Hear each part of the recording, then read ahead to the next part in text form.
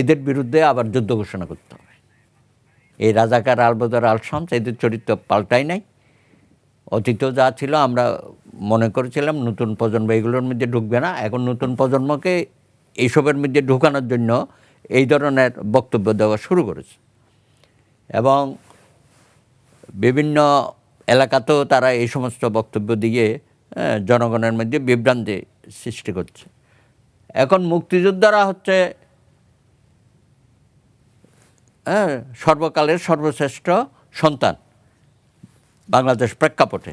সেই জায়গায় যদি যারা মুক্তিযুদ্ধের বিরোধী এবং প্রত্যক্ষভাবে পাকিস্তানের সহযোগিতা করেছে, হত্যাকাণ্ডে নির্লজ্জার সাথে সম্পৃক্ত ছিল, এমনও তো দেখলাম যে বুদ্ধিজীবীদের হত্যাকাণ্ডে কাদেরকে হত্যা করা হোক এবং কাকে লিস্ট থেকে বাদ দেওয়া হোক, এটাও গোলাম আজম বা গংরা নাকি ঠিক করে দিয়েছে। হ্যাঁ, এইসব কথা বেরোবে আরও খুব আমাদের জন্য তো আরও দুঃসংবাদ না, আমি তো বলবো সুসংবাদ। আপনাদের ওই সময়কার ভূমিকা এবং পরবর্তী সময়ে আপনাদের যে কর্মকাণ্ড আপনারা করেছেন এবং বিভিন্ন রাজনৈতিক দলের ছত্রছায়ায় সুযোগ সুবিধা নিয়ে আবার তাদের এখন যেটা হচ্ছে আর কি না, জামাতার আমি তো অতীতের ভুল স্বীকার করে নিঃশর্ত না, উনি তো মাপ চায় নাই। উনি বলছেন কয়বার মাপ চাইতে হবে। হ্যাঁ, উনি তো দেশে চায় না, বাইরে গিয়ে প্রশ্নের জবাবে অনেক কথা বলে।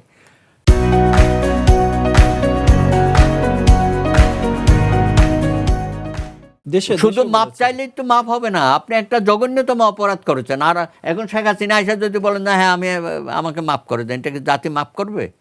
সুতরাং এই তাদের যে ভূমিকা সেটা মাপ চাইলেও আমি মনে করি জনগণ এটা মাপ করার মতো অবস্থা নাই। আপনি তো ইতিহাসকে পাল্টে দিতে পারবেন না।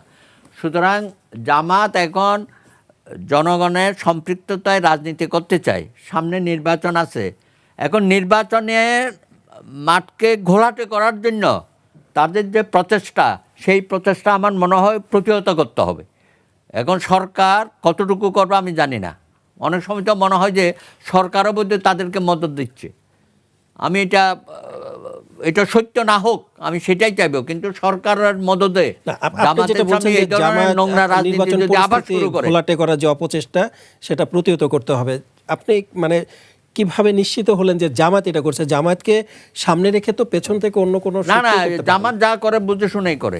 জামাতের আমিরের মুখ দিয়ে যখন বেরোয় বা তাদের যে সাধারণ সম্পাদক আছে পারওয়ার সাহেব, ওনার মুখ থেকে যখন বেরোয়, এখানে তো আর আমাদের অন্য কিছু বলার নেপথ্যে কারা আছে এটা বলার দরকার পড়ে না। জামাত ডাইরেক্ট এগুলোর মধ্যে করছে এবং শুনেছি তারা আগামী নির্বাচনে জেতার জন্য যে কোনো ধরনের পদক্ষেপ নাকি তারা নেবে এবং তারা এখনই তো বলতেছে দরকার হলে তারা ভোট কেন্দ্র দখল করবে।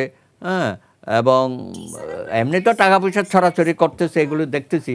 হ্যাঁ, যত দিন আরও কাছেই আসবে আরও তাদের চরিত্রটা উন্মোচন হবে।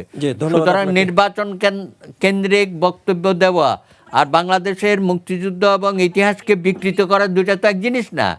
আপনি এখন ইতিহাসকে সম্পূর্ণরূপে মুছে দিয়ে নতুন ইতিহাস সৃষ্টি করার জন্য যে অপপ্রয়োগ চালাচ্ছেন, এইটা দেশের জনগণ প্রতিহত করবে। শুধু সরকারের উপর নির্ভর করে এটা হবে।